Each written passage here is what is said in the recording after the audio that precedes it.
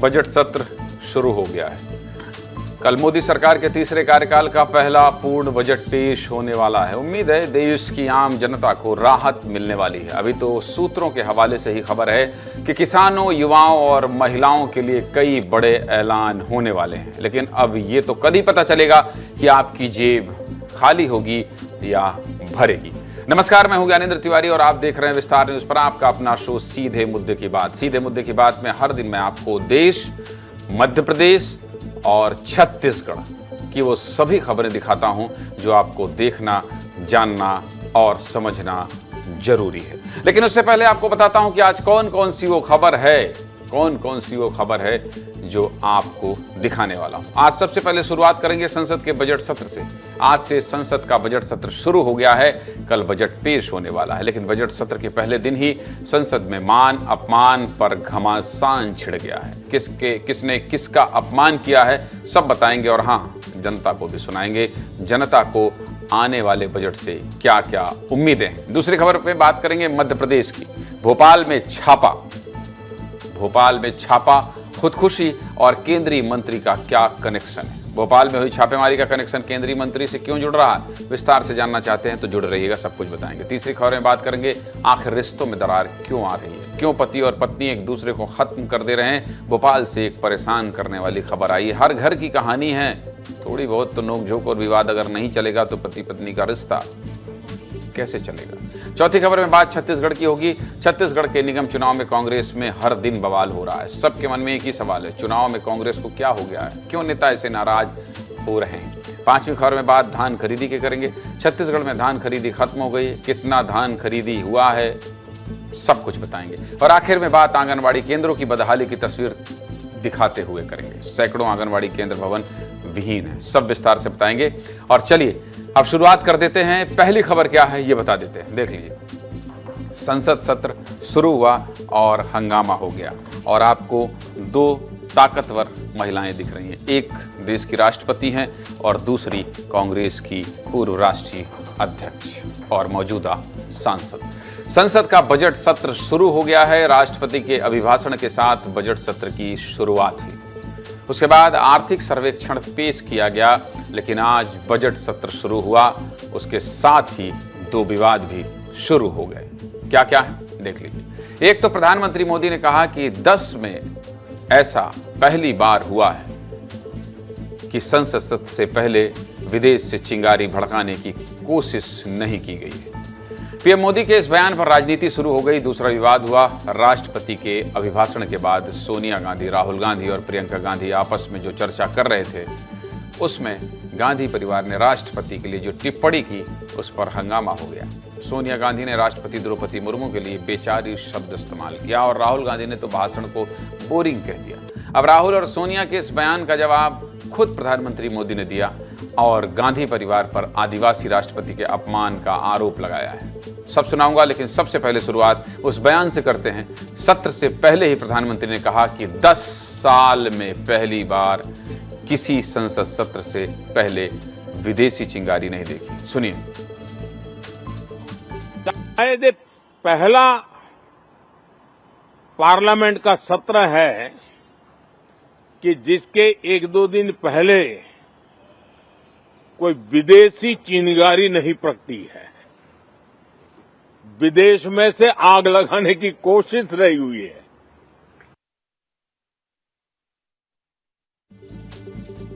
इसके बाद मोदी 3.0 का पहला बजट सत्र शुरू हुआ। बजट सत्र के पहले दिन राष्ट्रपति का अभिभाषण हुआ। राष्ट्रपति द्रौपदी मुर्मू ने संसद के दोनों सदनों, लोकसभा और राज्यसभा के ज्वाइंट सेशन में 59 मिनट का अभिभाषण दिया।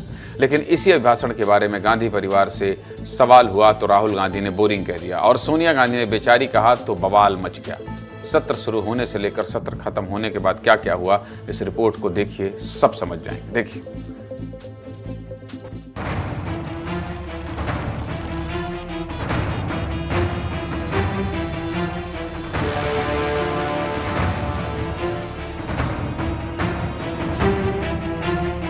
संसद की इस बैठक को संबोधित करते हुए मुझे हार्दिक प्रसन्नता हो रही है। विकसित भारत की एक महत्वपूर्ण कसौटी देश का संतुलित विकास है। मातृभाषा न होने के बावजूद भी उन्होंने बेहतरीन तरीके से आज संसद को प्रेरित किया, भाषण दिया।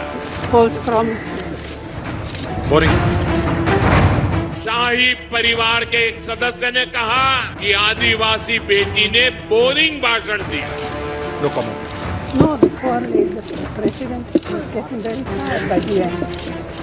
Repeating the same thing again No, and she again. could hardly speak, poor thing. दूसरी सदस्य तो इससे भी एक कदम आगे बढ़ गई। उन्होंने राष्ट्रपति जी को पुअर थिंग कहा, गरीब कहा और चीज कहा, थकी हुई कहा।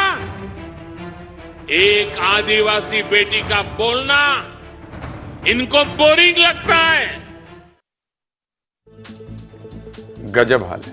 बताइए, राष्ट्रपति के अभिभाषण को लोकसभा में नेता विपक्ष बोरिंग कहेंगे तो हंगामा तो होगा ही, और तो और सबसे बड़ी पार्टी की सबसे बड़ी महिला नेता देश की राष्ट्रपति को बेचारी कहेंगी तो राजनीति तो होगी। विवाद बढ़ा तो प्रियंका गांधी ने सफाई दी कि सोनिया गांधी के बयान को तोड़ मरोड़ कर पेश किया जा रहा है। कह रही कि मां की उम्र 78 साल है। सुनिए प्रियंका गांधी क्या कह रही है। My mother is a 78-year-old lady. She simply said that the president must have been tired reading such a long speech. Poor thing. I don't think she fully respects. In fact, she has the utmost respect for her. And I think it's very unfortunate that this kind of thing is twisted by the media. They are both respected. अभी तो आज budget सत्र की शुरुआत हुई है। इसके साथ ही मान अपमान पर घमासान छिड़ गया। 31 जनवरी से शुरू होने वाले बजट सत्र का समापन 4 अप्रैल को होगा। बजट सत्र 2 हिस्सों में होगा। बजट सत्र का पहला हिस्सा 31 जनवरी से 13 फरवरी तक होगा और दूसरा हिस्सा 10 मार्च से 4 अप्रैल तक चलेगा। 40 दिन में 27 बैठकें होने वाली हैं। 27 बैठकें।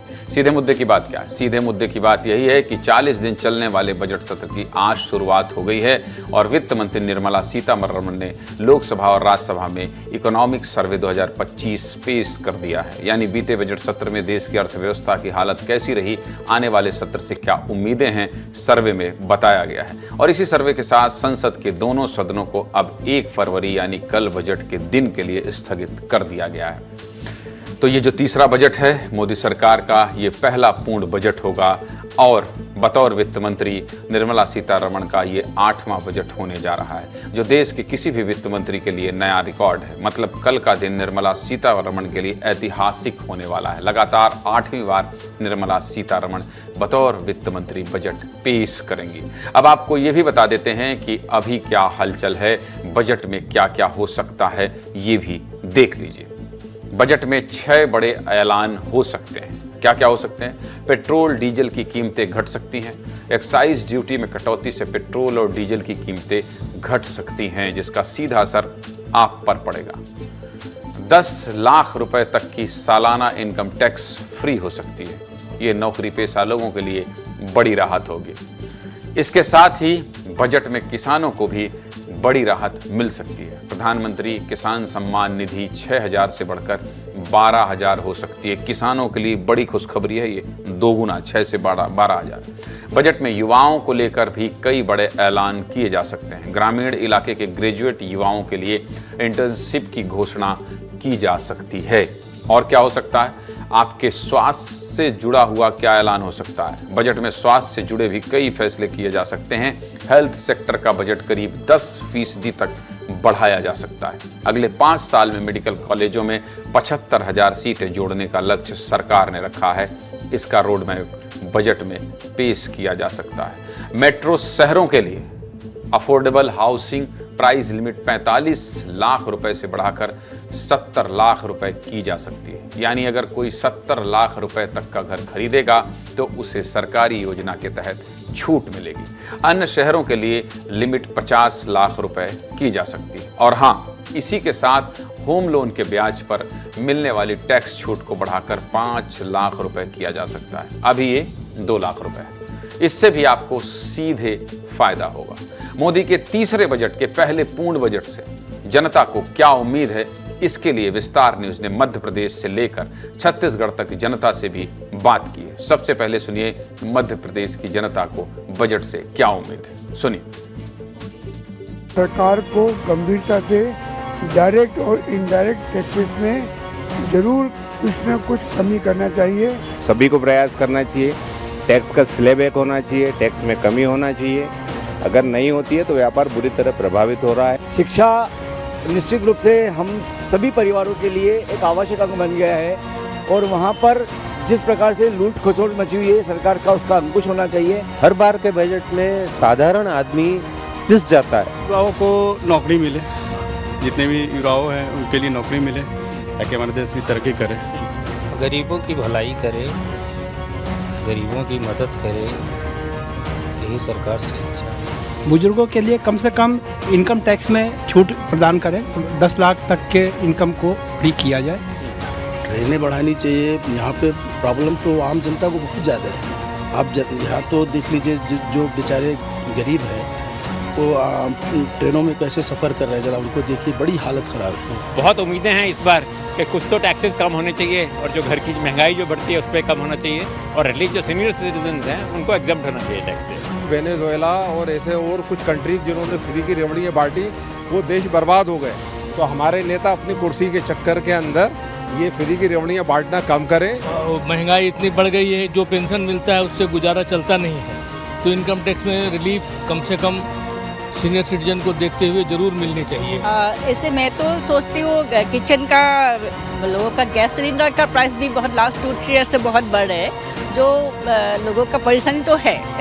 द वे महंगाई ऊपर जा रही है उस हिसाब से हम लोगों को आई थिंक पेंशनर्स के लिए भी कुछ होना चाहिए। टैक्स में छूट हर साल की तरह इस साल भी एक बड़ी मांग है। नौकरी पेशा हो या पेंशनर, सबका कहना है कि इनकम पर ज़्यादा टैक्स मत लगाइए, महंगाई बढ़ गई है। हम खुद नौकरी करते हैं, इसलिए वित्त मंत्री जी हम भी आपसे यही कहेंगे कि इतना टैक्स मत काटिए, थोड़ी राहत आम आदमी को दे दीजिए। चलिए, ये तो बात मध्य प्रदेश के लोगों की थी। छत्तीसगढ़ की जनता क्या चाहती है बजट को लेकर, ये भी सुन लीजिए। जैसे पेंशन योजना चलता है उसी तरीके से किसानों को भी मिलना चाहिए पेंशन। मेरे को बजट को लेकर ये उम्मीद है कि जो किसान सम्मान निधि योजना चल रही है उसको 2000 से बढ़ा के कम से कम 4000 रुपया किया जाए। किसानों के अभी जैसे कि सब्जी अभी मार्केट में तो बहुत सस्ती हो गई है, उसको थोड़ा सरकार को देखना चाहिए। महंगाई है, दिनों दिन ये हुआ थे। हाई वाले तो ठीक है, मगर जो मिडिल क्लास है बहुत ज़्यादा तकलीफ हो जाती है, जो खाना है कमाना है। बजट में जो खाने पे जीएसटी या टैक्स लग रहा है उस पर छूट मिलना चाहिए। रेलवे की भर्ती कितनी निकलना चाहिए? अभी भर्ती 32,000 निकली ओनली, और चाहिए कितने, अभी फॉर्म कितने हुए? करोड़ों में फॉर्म जाएंगे। वही गृहिणी के अनुरूप होना चाहिए। आजकल जो भाव सबके बढ़ते जा रहे हैं वो ठीक होनी चाहिए। सबसे पहले तो पेट्रोलों के दाम बहुत बढ़ते जा रहे हैं। पेट्रोल को बच्चों को भी ज़रूरत पड़ती है, बड़ों को भी पड़ती है, सबको पड़ती है पेट्रोल का दाम। और सब्जियों के भी दाम बढ़ रहे हैं, दालों के भी दाम बढ़ रहे हैं। बजट तो बिल्कुल कम हो ही नहीं रहा है। हम ये चाहेंगे सारे स्कूलों में स्पोर्ट्स पूरा फ्री होना चाहिए। कामकाज की वस्तुएं हैं उन पर टैक्स का बोझ ना करना पड़े और हमारी रसोई सुचारू रूप से चलती रहे। तो पीएम किसान निधि जो उन्हें प्रदान किया जाता है उसमें बढ़ोतरी की जाए। बात ये है कि जो मध्यम वर्गीय परिवार है उनको टैक्स में छूट जितनी ज्यादा यदि गवर्नमेंट दे सकती है, शासन दे सकता है, उतनी छूट देना चाहिए। सरकार को इसमें ध्यान देना चाहिए। हमारे युवा लोग के लिए, सब बेरोजगार हैं उनके लिए कुछ भी नौकरी देना चाहिए। भैया कमाते हैं तो कम पैसा मिलता है और महंगाई बहुत ज्यादा बढ़ गया है। हम लोग को भैया महीने में 900 से मिलता, उतना का हमारा कमाई नहीं है। आपसे बड़ा कौन है? हमारे लिए तो जनता से बड़ा कोई भी नहीं है। हमारे लिए हमारे दर्शक से बड़ा कोई नहीं है। और चुनाव के समय नेता भी तो यही कहते हैं कि आपसे बड़ा कोई नहीं है, जनता ही जनार्दन है। हम तो करके दिखाते हैं। कल बजट पेश होना था, इसलिए मध्य प्रदेश, छत्तीसगढ़ और देश की जनता को भी आपको सुना दिया। बजट में कल और क्या क्या खास हो सकता है, सब कुछ जानने के लिए बजट कहाँ पेश होगा? दिल्ली। इसलिए आपको लेकर चलता हूं सीधे दिल्ली। और दिल्ली में मेरे सहयोगी अमृत तिवारी खड़े हैं। जो मैंने बताया, इसके अतिरिक्त आपके पास क्या जानकारी है हो हंगामा तो शुरू हो गया है। सत्र के शुरुआत के साथ अमृत, क्या माना जाए, जनता को राहत मिलने वाली है कल? ज्ञानेंद्र जी, देखिए, जो बजट सत्र है उसके दो पहलू है, एक तो पॉलिटिकल और दूसरा है आर्थिक जो है। पॉलिटिकल को छोड़ देते हैं, आर्थिक पे बात करते हैं। जिस तरह से पूरे विश्व में एक टैरिफ वॉर चल रहा है, उसका असर बजट पे पूरी तरह से देखने को मिलेगा। डोनाल्ड ट्रंप की सरकार जैसे अमेरिका में आई है, उसने ब्रिक्स के साथ साथ खासतौर पे भारत में 100% टैक्स लगाने की बात कही है, टैरिफ टैक्स। अब इसको लेकर के देखेंगे तो भारत इसको लेकर पहले से ही अपनी तैयारी रखे हुए है, क्योंकि जो आर्थिक सर्वेक्षण रखा गया उसमें एक बात का खास जो है उसमें फोकस रखी गई है, एक बात की, और वो ये है कि भारत का जो मिडिल क्लास है और जो घरेलू व्यापार है उसको किस तरह से बूस्ट किया जाए। और इसके लिए आर्थिक सर्वेक्षण में 70 के दशक के कोरिया का उदाहरण दिया गया है कि कोरिया ने कैसे हैवी केमिकल इंडस्ट्रीज को, सेक्टर्स को किस तरह से मजबूत किया था। उसी तरह से लोकल स्तर पे भारत भी अपने मैन्युफैक्चरिंग सेक्टर को किस तरह से बूम देगा, और इसके लिए इंसेंटिवाइज करने की इंडस्ट्रीज को बहुत ज्यादा जरूरत पड़ेगी। और हो सकता है कि बजट में इस ओर काफी ध्यान भी दिया जाएगा। इसके अलावा जो वेलफेयर स्कीम है, ऑलरेडी मोदी सरकार इस पक्ष में रही है कि वेलफेयर स्कीम को कभी वो बंद नहीं होने देंगे, बल्कि उसके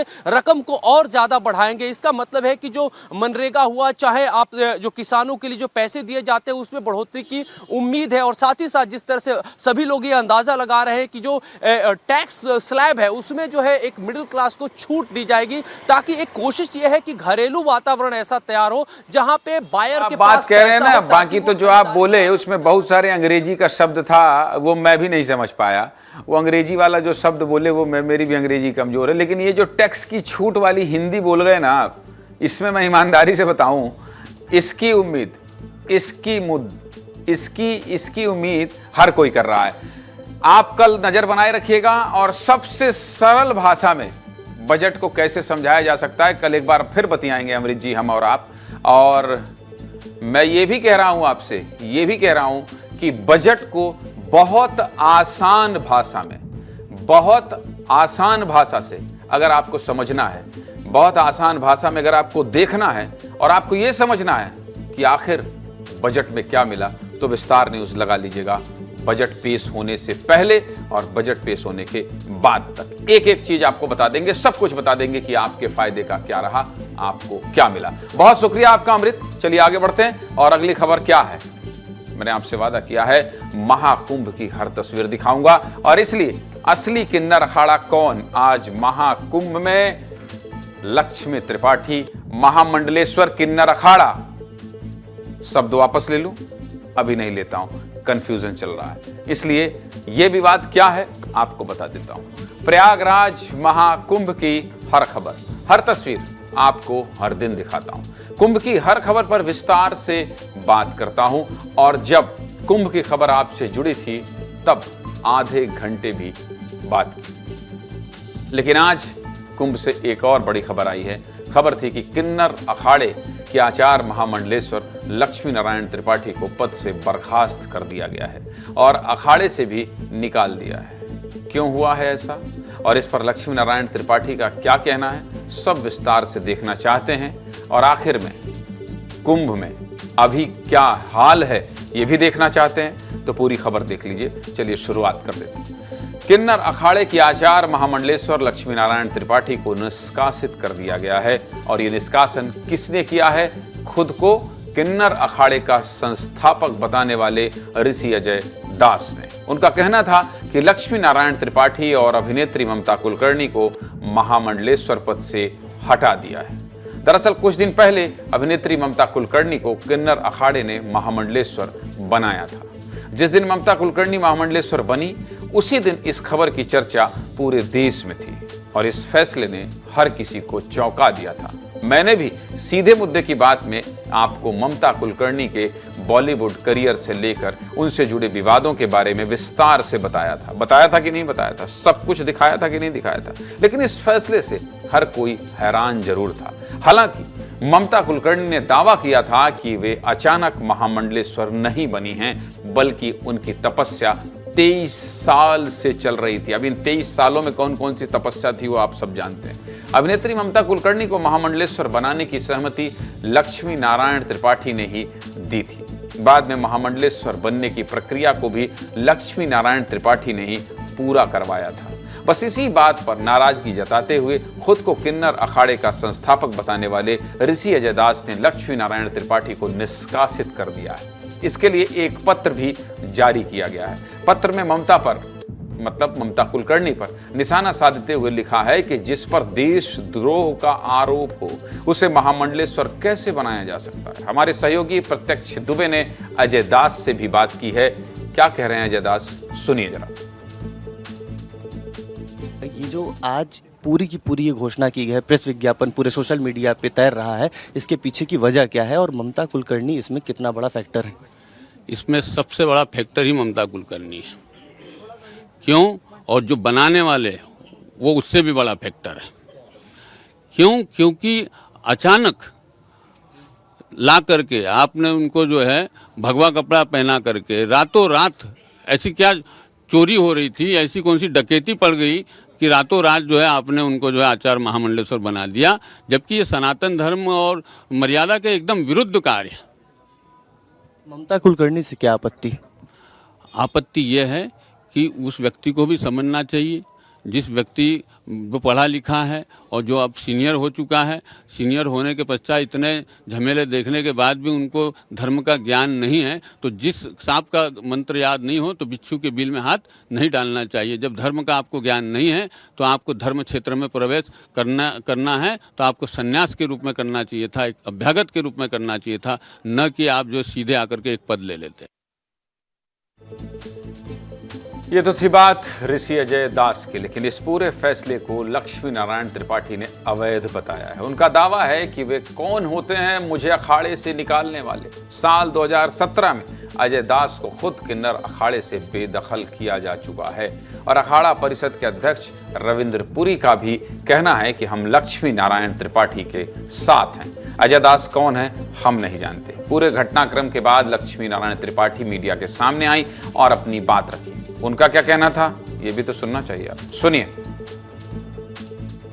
आज जो भी व्यक्ति किन्नर अखाड़े के बारे में बोल रहा है उसको ऋषि अजय दास तथा कथित ऋषि अजय दास जो 2017 में जिनको किन्नर अखाड़े से बर्खास्त करके रेजिग्नेशन लेके किन्नर अखाड़े से बाहर किया गया था। अब असली फैसला कौन सा है और कौन से फैसले को वैध मानना है, इसका फैसला संत समाज ही करेगा। हमने खबर के दोनों पहलू आपको दिखा दिए, लेकिन अब बारी है कुंभ का ताजा हाल जानने की। आपको कुंभ ले चलूंगा, लेकिन आपको एक बात बता दूं कि किन्नर अखाड़ा क्यों सुर्खियों में रहता है। क्यों सुर्खियों में रहता है? मैं अभी प्रयागराज गया था, तब मैंने लक्ष्मी त्रिपाठी से बात की थी। महामंडलेश्वर लक्ष्मी त्रिपाठी से मैंने बात की थी और यह दिखाया था कि किन्नर अखाड़े में कितनी भीड़ होती है। देखना चाहते हैं? उस समय जब मैंने बात की थी, आज चूंकि ये बहुत रिलेवेंट है और किन्नर अखाड़े से जुड़ा हुआ मामला है, इसलिए किन्नर अखाड़े का कैसा माहौल रहता है वो आपको दिखा देता हूं। मैं जब कुंभ गया था, ये तब की रिपोर्ट है, देखिए। विस्तार न्यूज ने आपसे वादा किया है कि महाकुंभ की महा कवरेज में हर वो तस्वीर, हर वो रंग दिखाएंगे जो आप देखना चाहते हैं, जानना चाहते हैं, सुनना चाहते हैं। देखिए 13 अखाड़ों में एक अखाड़ा है ये किन्नर अखाड़ा, और किन्नर अखाड़ा की तस्वीर देखिए और अंदाजा लगाइए कि यहाँ कितने लोग आए हैं केवल मिलने के लिए, और ये तमाम लोगों को कितना जद्दोजहद करना पड़ रहा है। इस अखाड़े में देखिए कितनी बड़ी संख्या में दुर्गेश इधर लाइन दिखाई जरा, कितनी बड़ी संख्या में लोग माई के दर्शन करना चाहते हैं। ये देखिए सारे लोग हाथ उठाइए भाई, सारे लोग हाथ उठाइए जो दर्शन करने आए हैं। ये देखिए ये सारे लोग दर्शन करने आए हैं और ये देखिए इन लोगों को देखिए, ये इनके जिम्मे कंधे पर जिम्मा है सुरक्षा व्यवस्था की। कितनी परेशानी हो रही है? आप लोग कितने लोग आते हैं? बहुत ज्यादा क्राउड है, कल और हजारों से पब्लिक है, कोई क्राउड भयंकर क्राउड हो रहा है, लोग संभल नहीं रहे हैं, इतने लोग। आप मुझे लीड कर रहे हैं इस पूरे सिक्योरिटी को, कितनी मुश्किल हो रही है? सर बहुत काफी मुश्किल हो गई है। माँ के जो चाहने वाले हैं, भक्त है, वो आ रहे हैं और माँ के दर्शन कर रहे हैं, लेकिन फिर भी शांति व्यवस्था बना के आप लोग ये पूरा कार्यक्रम करवा रहे हैं? जी जी जी जरूर। चलिए तो ये देखिए दुर्गेश साहब ने दिखा दी, ये भीड़ देखिए आप, यहाँ कितनी बड़ी तादाद में लोग आए हैं और बहुत। आप कहाँ से आए? प्रयागराज से। यहीं आए हैं, यहीं रहते हैं क्या? जी यहीं रहते हैं। दिन भर इतनी भीड़ चलती है? दिन भर भीड़ ऐसी रहती है, इससे रातों रात अभी 12 तक देखिए कितनी भीड़ जाएगी अभी। तो ये जो भीड़ दिखाई दे रही है आपको, और देखिए सुरक्षा बल, एक तो प्राइवेट सिक्योरिटी गार्ड लगे हैं और दूसरी तरफ जो है उत्तर प्रदेश पुलिस के ये जवान भी हैं जो लगातार सुरक्षा व्यवस्था बना रहे हैं। तो आप देख सकते हैं यहाँ कि जितने अखाड़े हैं उन अखाड़ों में सबसे ज़्यादा भीड़ अगर कहीं दिखाई दे रही है तो वो किन्नर अखाड़ा में दिखाई दे रही है। हम बात करने की कोशिश करते हैं, माई लगातार आशीर्वाद दे रहे हैं लोगों को। भाई साहब माई ने इजाज़त दी है। मैं ये जानना चाहता हूँ कि मैं अखाड़े अखाड़े घूम रहा हूँ, पिछली बार भी मैं आया था, लेकिन भाई साहब थोड़ा कैमरा, लेकिन देख रहा हूँ कि बाहर सैकड़ों लोग लगे हैं। दिन भर आशीर्वाद देने में ही आपका समय जाता होगा। हाँ, अभी क्या करें, जनता जनार्दन है। और इस महाकुंभ में 2025 की 144 ईयर्स के बाद जो कुंभ होने जा रहा है, यहाँ पे जो मालिक खुशियाँ दे बेटा, तो ये इस कुंभ में सारे देखिए सब हमारे भक्त हैं, सब हमारे बेटा हैं, बेटियां हैं, सब आ रहे हैं। सबको आशीर्वाद की लालसा है और किन्नरों का आस्था बहुत है, तो वो आशीर्वाद हम सब दे रहे हैं। ये आशीर्वाद दे दीजिए, ये देखिए आशीर्वाद। किन्नर अखाड़े में और महामंडलेश्वर लक्ष्मी त्रिपाठी में आस्था बहुत है, और भीड़ कितनी है ये मैंने आपको उस समय की रिपोर्ट इसलिए दिखाई क्योंकि किन्नर अखाड़ा जब से वहां स्थापित होता है हमेशा सुर्खियों में होता है। किन्नर अखाड़े में कितनी भीड़ होती है ये मैंने आपको दिखा दिया, लेकिन अब बारी है कुंभ ले चलने की, और मैंने आपसे वादा किया है कि हर तस्वीर दिखाऊंगा, इसलिए मेरे दो सहयोगी इस वक्त लाइव मेरे साथ जुड़ गए हैं। दोनों दिखाई दे रहे हैं, अनमोल तिवारी दिखाई दे रहे हैं और प्रत्यक्ष दिखाई दे रहे हैं। अनमोल के साथ कुछ लोग हैं। अनमोल, आज क्या हैं आपके बोल, बोलिए।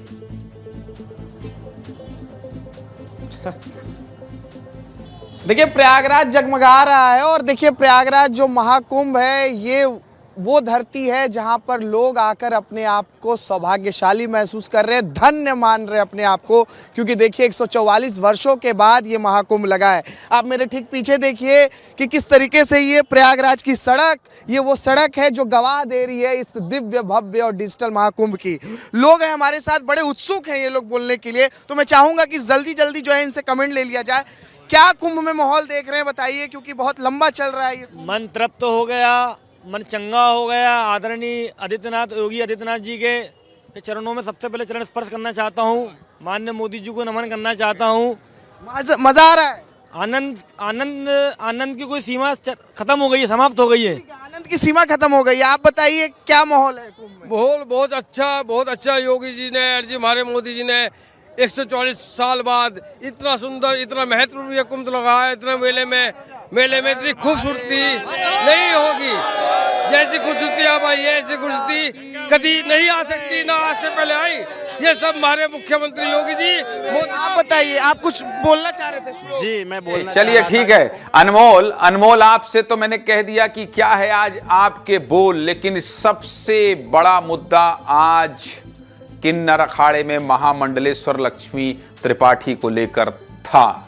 तो प्रत्यक्ष आप ये बताइए कि विवाद को लेकर कौन सा प्रश्न यक्ष बचा है अभी तक, ये सब कुछ बता दीजिए अखाड़े को लेकर। जी देखिए, अखाड़े को लेकर के आज पूरा कुंभ इसी चीज को जानने के लिए बहुत ही ज्यादा उत्सुक था कि कौन सा पक्ष ज्यादा भारी पड़ रहा है, या तो अजय दास या फिर लक्ष्मी महामंडलेश्वर। अब होता क्या है कि पहला पक्ष जिसने आरोप लगाया कि ये जबरदस्ती इन्होंने गद्दी को छेक रखा है और इनको मैं निष्कासित करता हूं, और जब मैं इनको निष्कासित करूंगा तो जाहिर सी बात है इनके साथ आए हुए लोगों को भी निष्कासित कर दे रहा हूं। लेकिन जैसे ही प्रेस कॉन्फ्रेंस होता है बाजी पलट जाती है, और बाजी जब पलटती है उस वक्त कहीं से कहीं तक दूसरा पक्ष दिखाई ही नहीं देता, यानी कि अजय दास का पक्ष कहीं से कहीं तक कुछ भी नहीं दिखाई देता, जिसमें लक्ष्मी नारायण त्रिपाठी ने ये स्पष्ट रूप से कह दिया है कि अगर 2017 में उन्होंने सब कुछ बेच दिया। वो सांसारिक सुख के लिए आगे बढ़ गए, वो घर परिवार पर बसाने के लिए आगे बढ़ गए। उन्होंने उनकी बीवी, उनके बच्चे, पूरे परिवार का नाम लिया और बोला जब ये सांसारिक सुख के लिए आगे बढ़ गए हैं तो ये कैसे कह सकते हैं कि ये यहाँ के संस्थापक सदस्य हैं। प्रत्यक्ष जो यक्ष प्रश्न बचा है उस पर नजर बनाए रखिएगा और आगे जो भी विवाद होगा आप दिखाते और बताते रहिएगा। फिलहाल अनमोल और प्रत्यक्ष आप दोनों को बहुत बहुत धन्यवाद। आनंद लीजिए, प्रयागराज में बहुत आनंद आ रहा है इन दिनों। आप लोगों को देखकर मुझे भी लग रहा है कि मैं फिर से एक बार आ जाऊं। आप लोग बुलाएंगे, इच्छा शक्ति आपकी होगी तो मैं जरूर आऊंगा। चलिए आगे बढ़ते हैं, इसी तरह मुस्कुराते रहिए, खुश रहिए, अपना ख्याल रखिए। आगे बढ़ते हैं और सीधे कहां लेकर चलते हैं आपको। अब देश हो गया, अब तो आप जानते हैं मध्य प्रदेश होगा। मध्य प्रदेश में क्या चल रहा है इन दिनों?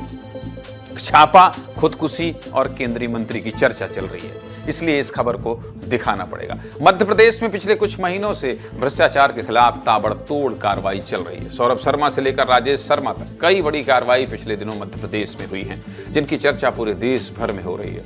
सौरभ शर्मा केस में आज तक हर दिन कोई न कोई नया खुलासा हो ही रहा है, लेकिन अब एक और कार्रवाई मध्य प्रदेश में हुई है जो पूरे देश में सुर्खियां बटोर रही है और मामला एक केंद्रीय मंत्री से जाकर जुड़ रहा है। क्या है पूरा मामला, विस्तार से जानना चाहते हैं, सब कुछ समझना चाहते हैं, जान लीजिए। 29 जनवरी यानी कि बुधवार को ईडी ने Jayashree Gayatri Foods Private Limited के कई ठिकानों पर छापा मारा था। बुधवार को ईडी की टीम राजधानी भोपाल सहित मुरैना और सीहोर के कई ठिकानों में पहुंची थी। गायत्री फूड कंपनी के प्रोडक्ट्स विदेशों में भी एक्सपोर्ट होते हैं। कंपनी के खिलाफ शिकायत मिली थी कि फर्जी सर्टिफिकेट तैयार करके विदेश में कारोबार किया जा रहा है, विदेश में निवेश भी हो रहा है। शिकायत के बाद ईडी ने कार्रवाई शुरू कर दी थी। क्या शिकायत मिली थी, क्या कार्रवाई हुई थी, देखिए। शिकायत के बाद ईडी ने भोपाल, मुरैना और सीहोर के ठिकानों पर छापा मारा। ईडी की कार्रवाई में अलग अलग कंपनियों और किशन मोदी के परिवार के सदस्यों के नाम पर करीब 66 करोड़ रुपए की संपत्ति मिली है। ईडी को करीब 25 लाख रुपए की नकदी और कुछ लग्जरी कारें भी मिली है। ईडी ने नकदी और कारों को जब्त कर लिया है। ईडी ने कंपनी की 6.26 करोड़ रुपए की एफडी भी सीज की है। इसके अलावा ईडी को करीब 63 फर्जी सर्टिफिकेट मिले हैं। इन्हीं सर्टिफिकेट से मिलावटी दूध को एक्सपोर्ट किया जाता था। ईडी की कार्रवाई में इन सभी सर्टिफिकेट को जब्त कर लिया गया है। अब ईडी की टीम कंपनी के सभी प्रमोटर्स के वित्तीय लेन देन की जांच कर रही है और ये जांच पिछले 3 दिनों से जारी है। ईडी की टीम ने जहां छापा मारा था वहां से हमारी रिपोर्ट देख लीजिए, फिर आगे विश्लेषण करेंगे। देखिए रिपोर्ट।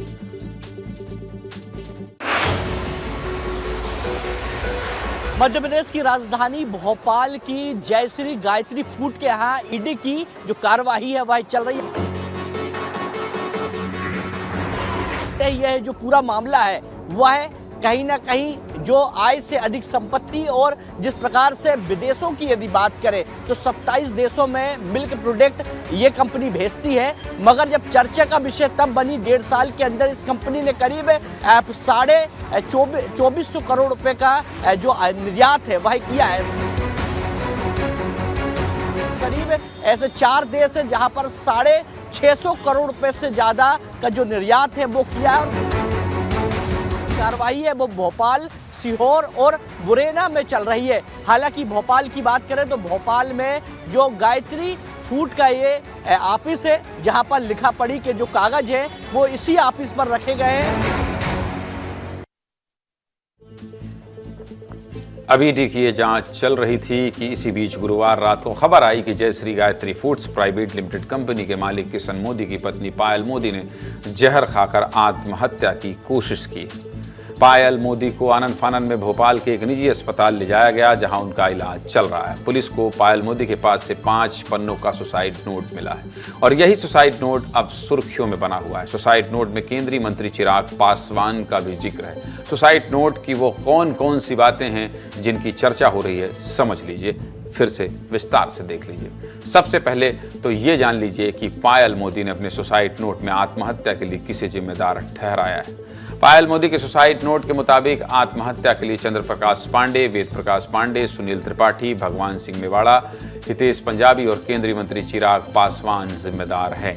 इस केस से केंद्रीय मंत्री चिराग पासवान का नाम जुड़ते ही ये मुद्दा पूरे देश में चर्चा में आ गया है। अब चिराग पासवान पूरे मामले से कैसे जुड़ रहे हैं, ये भी सुसाइड नोट में लिखा गया है। सुसाइड नोट के हिसाब से चंद्र प्रकाश पांडे और चिराग पासवान आपस में जीजा साले हैं और वेद प्रकाश पांडे और चंद्र प्रकाश आपस में सगे भाई हैं। आरोप क्या है?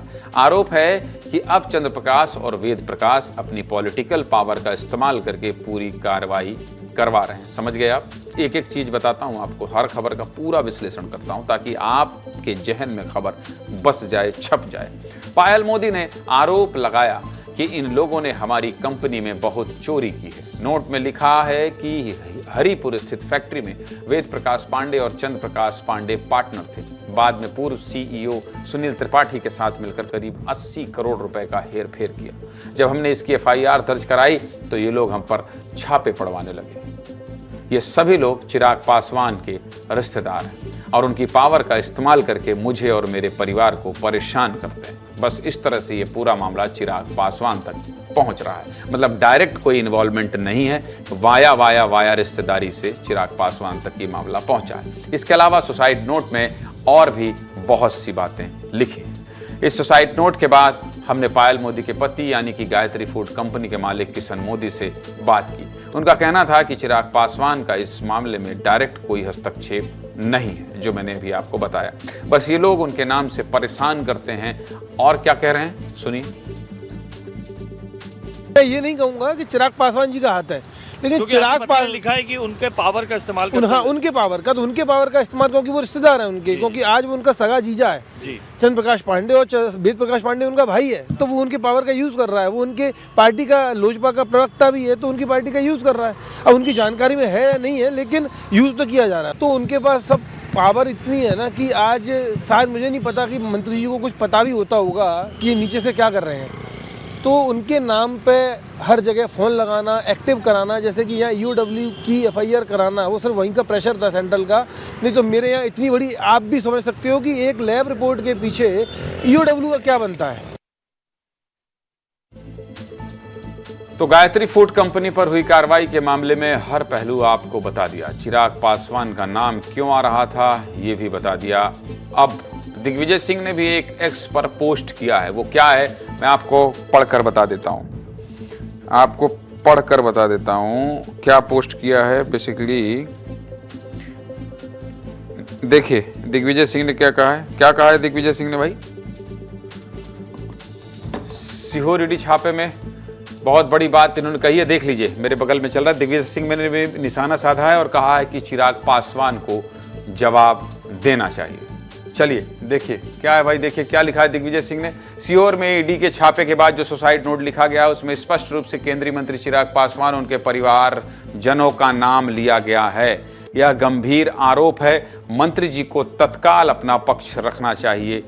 ये पीएमओ इंडिया को भी इस घटना को संज्ञान में लेना चाहिए। दिग्विजय सिंह कांग्रेस के बड़े नेता निशाना साध रहे हैं। आपको बता दिया कि ये मामला किस तरह से राजनीतिक रंग ले रहा है। चलिए आगे बढ़ते हैं। आगे कौन सी खबर है ये बता देते हैं। देखिए पति पत्नी के रिश्ते को क्या हो गया है, ये सच में एक बहुत बड़ी समस्या है जो हर दिन कहीं ना कहीं किसी न किसी रूप में खबर के रूप में सामने आ ही जाती है। और ये बहुत छोटे छोटे झगड़े हैं जो हर घर की कहानी है, लेकिन जब आप एक दूसरे की जान ले लेते हैं तो ये खबर बड़ी बन जाती है। सीधे मुद्दे की बात में हमेशा आपको पति पत्नी के झगड़ों से होने वाली आत्महत्या या हत्या की खबरें दिखाता हूं और आपको समझाता भी हूं कि कोई झगड़ा हो, कोई विवाद हो, आपस में बात करते सुलझा लीजिए। कोई झगड़ा यहां तक नहीं पहुंचना चाहिए कि हत्या या आत्महत्या की नौबत आ जाए।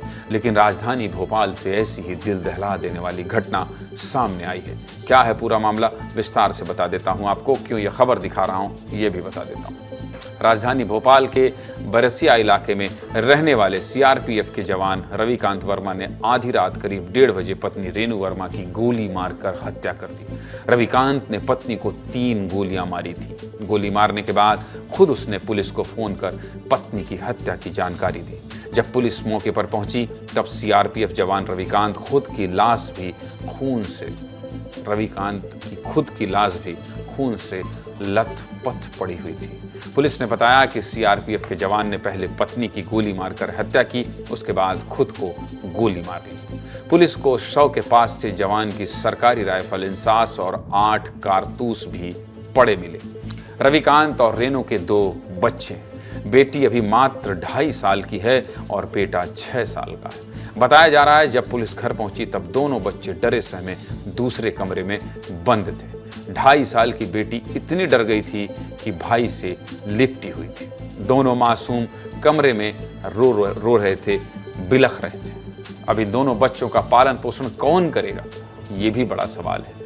गोलियों की आवाज सुनकर पड़ोसी घर पहुंचे, लेकिन तब तक दोनों की जान जा चुकी थी, मौत हो चुकी थी। पड़ोसियों का कहना था कि आए दिन पति पत्नी के झगड़ने की आवाजें आती रहती थी, लेकिन पत्नी की हत्या और खुद भी आत्महत्या जैसा कदम उठा लेंगे, ऐसा भरोसा नहीं था। पोस्टमार्टम के बाद सीआरपीएफ के जवान और उसकी पत्नी का शव भिंड के भकौटी उनके गांव पहुंच चुका है। मौके पर सीआरपीएफ के अधिकारी भी पहुंचे थे। दोनों का अंतिम संस्कार किया जा चुका है, लेकिन हंसता खेलता परिवार अब खत्म हो चुका है। रविकांत के इस कदम से हर कोई हैरान है और ये जानना चाहता है कि आखिर उसने ऐसा क्यों किया। पुलिस की अब तक की जांच में पता चला है कि सीआरपीएफ जवान रविकांत और रेनू की 8 साल पहले शादी हुई थी, लेकिन पत्नी रेनू मायके पक्ष से फोन कर ज्यादा बातचीत करती थी और जवान को लगता था कि पत्नी ससुराल से ज्यादा मायके पक्ष को तवज्जो देती है। इसी बात पर दोनों का आए दिन झगड़ा होता था। पुलिस ने यह भी बताया कि हत्या वाले दिन दोनों का इस बात पर झगड़ा हुआ था कि रविकांत ने अपनी भतीजी की शादी में पैसे क्यों लगाए। पत्नी रेनू को इस बात पर खासा ऐतराज था। इसके बाद झगड़ा हुआ और गोली मार दी। पुलिस क्या कह रही है, सुनिए। पति पत्नी के बीच कुछ वाद विवाद चल रहा था। विवाद की वजह शायद परिवार में एक शादी हुई थी, उसमें पैसों के कंट्रीब्यूशन को लेकर था। सारा पैसा तुम उधर खर्च कर दोगे तो अपने बच्चों पे क्या? ससुराल के? ससुराल के नहीं है, ससुराल मतलब जो मृतक है, हाँ। इनके भाई, हाँ। की बेटी की शादी होने वाली है अगले 7 महीने। अच्छा। तो उसमें तीनों भाई लोग मिलकर कुछ कंट्रीब्यूशन कर रहे होंगे, उसी को लेके अभी तक प्रारंभिक तौर पर ये कार्य। कितनी छोटी बात पर झगड़ा हुआ था बताइए। ये हर घर की कहानी है। इसका मतलब कतई नहीं है कि आप इन झगड़ों में रिश्तों और इंसानों को हमेशा के लिए खत्म कर दें। चलिए आगे बढ़ते हैं और अब छत्तीसगढ़ आ जाते हैं। देश की खबर बता दी, मध्य प्रदेश की खबर बता दी। अब छत्तीसगढ़ में इन दिनों सबसे ज्यादा किसकी चर्चा? नगर निगम चुनाव में कांग्रेस को क्या हो गया है, ये चर्चा है। इन दिनों छत्तीसगढ़ में ये चर्चा है कि क्या हो गया। छत्तीसगढ़ में नगर निगम चुनाव होने वाले हैं। जोर शोर से प्रचार प्रसार चल रहा है। बीजेपी हो या कांग्रेस, दोनों ही प्रमुख दल एड़ी चोटी का जोर लगा रहे हैं, लेकिन कांग्रेस में सब कुछ ठीक नजर नहीं आ रहा है। ये मैं इसलिए कह रहा हूं क्योंकि आज ऐसी कई घटनाएं हुई जो कि कांग्रेस को निकाय चुनाव में नुकसान पहुंचा सकती हैं। देख लीजिए तस्वीरें। कांग्रेस में टिकट को लेकर लगातार अंतर्कलह देखने को मिल रही है। राजधानी रायपुर से लेकर दूसरे निकायों में पार्टी के कार्यकर्ता निर्दलीय चुनाव लड़ रहे हैं और अब तो संगठन में भी विरोध देखने को मिल रहा है। बेमेतरा में जिला कांग्रेस कमेटी के अध्यक्ष बंसी पटेल ने पार्टी से इस्तीफा दे दिया। दूसरी तरफ मोहला मानपुर में कांग्रेस अध्यक्ष अनिल मानिकपुरी ने भी इस्तीफा दे दिया। कुल मिलाकर कांग्रेस को आज कई झटके मिले। बेमेतरा जिला कांग्रेस कमेटी के अध्यक्ष बंसी पटेल ने अध्यक्ष के पद और पार्टी की प्राथमिक सदस्यता से इस्तीफा दे दिया। उन्होंने कांग्रेस अध्यक्ष मल्लिकार्जुन खड़गे सहित प्रदेश के कई नेताओं को पत्र लिखा और इस्तीफे की जानकारी दी। बंसी पटेल ने अपने पत्र में लिखा कि बेमेतरा नगर पालिका में कांग्रेस ने ऐसे व्यक्ति को प्रत्याशी बनाया है जो हाल ही में पार्टी से 6 साल के लिए निष्कासित हुआ था। उधर मोहला मानपुर में कांग्रेस कमेटी के अध्यक्ष अनिल मानिकपुरी ने भी इस्तीफा दिया और उन्होंने अपने इस्तीफे की वजह विधानसभा के चुनाव में टिकट ना मिलना बताया है। सुनिए क्या कह रहे हैं। जो कांग्रेस पार्टी के साथी थे जो टिकट की मांग कर रहे थे, जो टिकट चाह रहे थे, उनके लिए मैं लड़ नहीं पाया, उनको न्याय नहीं दिला पाया, उनको उनका अधिकार नहीं दिला पाया। ये ऐसे साथी थे जो कांग्रेस के लिए न केवल समय देते थे, ऊर्जा लगाते थे, बल्कि मैं ये समझता हूँ कांग्रेस के लिए पैसा भी लगाते थे। ऐसे जो साथी तन मन धन से पार्टी की सेवा कर रहे हैं, पार्टी को मजबूत करने में लगे हुए उन साथियों को मैं न्याय नहीं दिला पाया, उनको उनका अधिकार नहीं दिला पाया। तो जब मैं अपने साथियों को न्याय नहीं दिला पाया, उनको उनका अधिकार नहीं दिला पाया, तो मुझे पद में बने रहने का मेरा कोई औचित्य नहीं।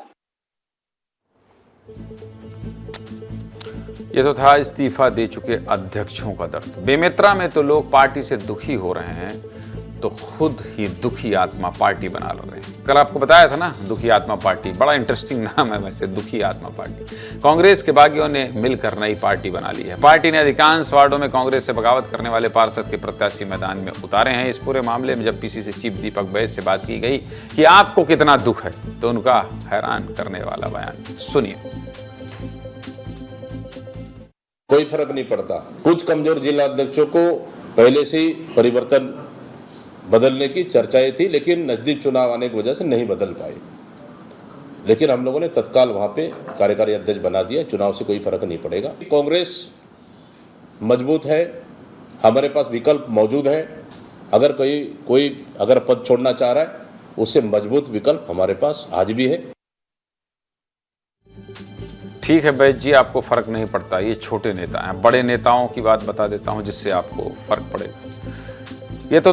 ये बात नाराजगी की थी, लोगों के दल छोड़ने की। लेकिन आज सुबह कांग्रेस के पूर्व मंत्री शिव डहरिया और पीसीसी चीफ दीपक बैज के बीच अनबन की खबरें भी सामने आई। शिव डहरिया कांग्रेस कार्यालय राजीव भवन पहुंचे थे, तय समय के अनुसार बैज से मिलने गए, लेकिन बैज कांग्रेस भवन पहुंचे ही नहीं, तो शिव डहरिया नाराज होकर घर चले गए। डहरिया निकाय चुनाव में रायपुर के प्रभारी हैं, ऐसे में शिव डहरिया के वापस लौटने की सुर्खियां तो बनती ही थी। इस पर जब उनसे बात की गई तो उन्होंने क्या कहा है, सुनिए।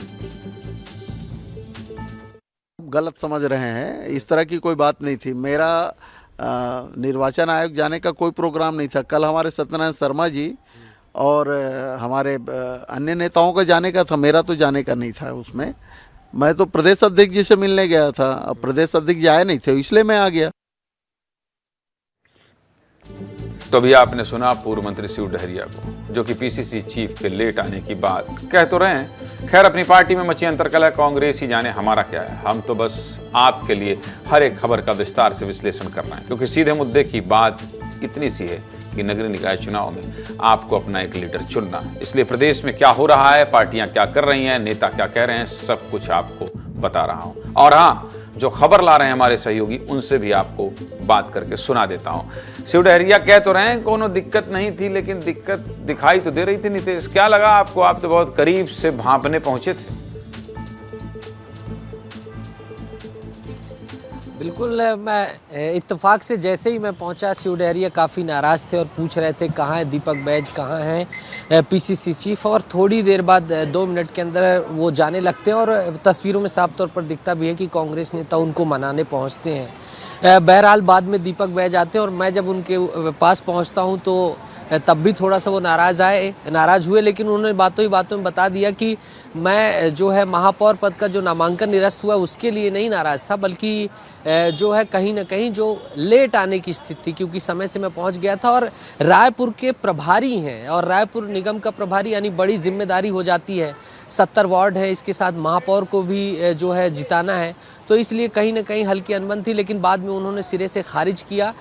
और वहीं पीसीसी चीफ दीपक बैज ने भी इस मामले पर चुप्पी साधी रही। तो अनबन तो है, और आज इसी चीज़ को खुले मन से जो है मुख्यमंत्री ने भी सीधा निशाना साधा। ज्ञानेंद्र जी, उन्होंने कहा कि कई जगहों पर तो हमारी जीत चुनाव से पहले हो गई है। रही बात पहले जीत कैसी बात मान लें यार नीतीश, ऐसा थोड़ी होता है। चुनाव से पहले जीत की बात नहीं मान पाएंगे भाई साहब, ये तो बिल्कुल नहीं माना जाएगा। खैर, जो अंतर्कल है, जिस तरह से कांग्रेस में विरोध हो रहा है, इस पर नजर बनाए रखिएगा। नगरीय निकाय चुनाव का हर अपडेट आपको विस्तार न्यूज में विस्तार से दिखाएंगे। चलिए आगे बढ़ते हैं, और अगली खबर क्या है? छत्तीसगढ़ और धान। जो धान नहीं बेच पाए वो परेशान ना हो। क्यों मैं ऐसा कह रहा हूं?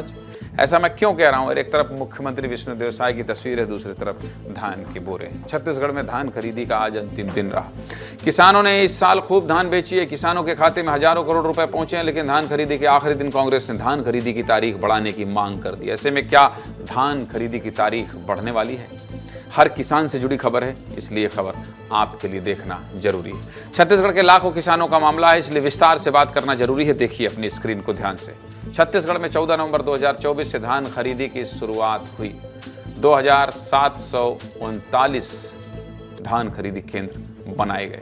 27,78,000 किसानों ने पंजीयन कराया, और आज यानी कि 31 जनवरी 2025 तक प्रदेश में धान खरीदी हुई, यानी कि कुल कितने दिन? 79 दिन।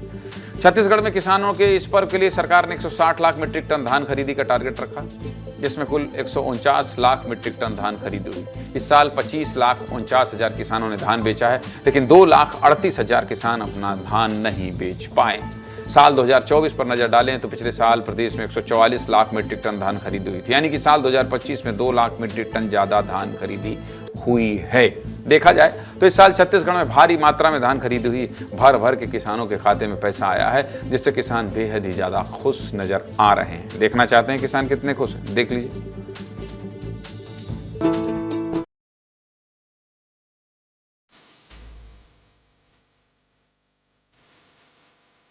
धान खरीदी का आज आखिरी दिन है और आप देख सकते हैं हम अमलीपारा सोसाइटी में हैं।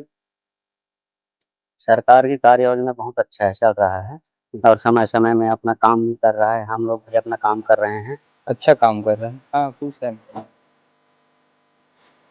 अभी तक के 1,46,988 कुंटल 80 किलो धान खरीदी किया गया। किसान तो खुश हैं अपने धान बेचने।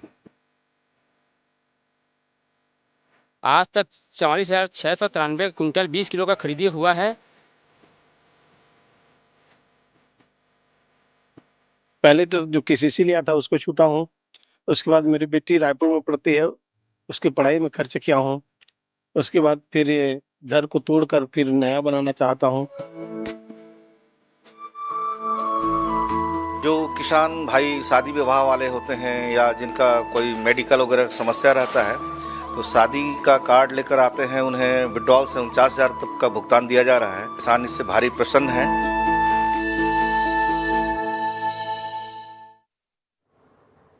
मैंने क्यों कहा कि आप परेशान ना हो, सुनिए कांग्रेस नेता धनेंद्र साहू क्या कह रहे हैं और अरुण साहू क्या जवाब दे रहे हैं, सुनिए। धान खरीदी का 31 जनवरी तक का समय निर्धारित था, जो कि आज पूरा हो रहा है, लेकिन धान खरीदी की अवधि पूरा होने के बावजूद भी आज बड़े संख्या में किसान जो है धान बेचने से वंचित हो गए हैं।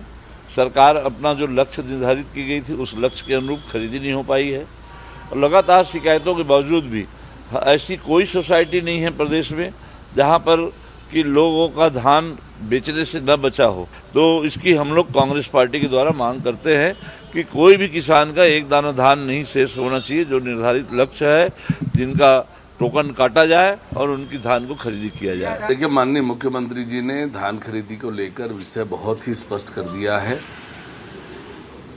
और एक अपॉर्चुनिटी भी दी है टोकन काटने का, कि जो नहीं कटा पाए हैं और जिनके भी टोकन कटे हैं उन सब किसानों की धान की खरीदी होगी।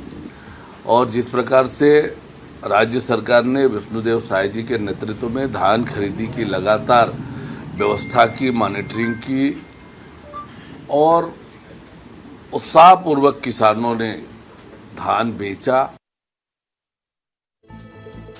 चलिए रवि मेरी के पास चलते हैं, छत्तीसगढ़ का मसला है।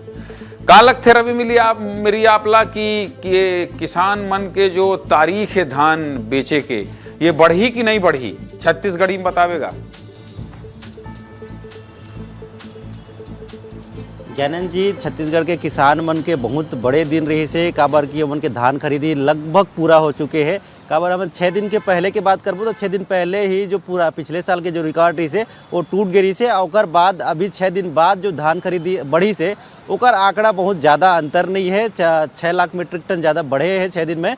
तो एकर से ये माने जा सकता है कि छत्तीसगढ़ के लगभग किसान जो धान बेचना चाहत रही से वो मन धान बेच दा रही है, और जो मन अभी बेचना वो बाँची है वो मन बड़ टोकन जारी कर दे है। तो वो मन सब किसान मन धान बेच सका थे। आज रात में भी धान खरीदी चला थे, अलग अलग मंडी में किसान मन जाते अपन धान बेचा थे। अब यही धान किसान मन के जीवन है, एकर सेती किसान मन धान बेचे में लगे रहते। चिंता करे के कोनो जरूरत नहीं है, चिंता करे के कोनो जरूरत नहीं है, मतलब कि टाइम है, रात भर आप मन जाबो, बस छत्तीसगढ़ी यही समाप्त हो जाबो, ठीक है।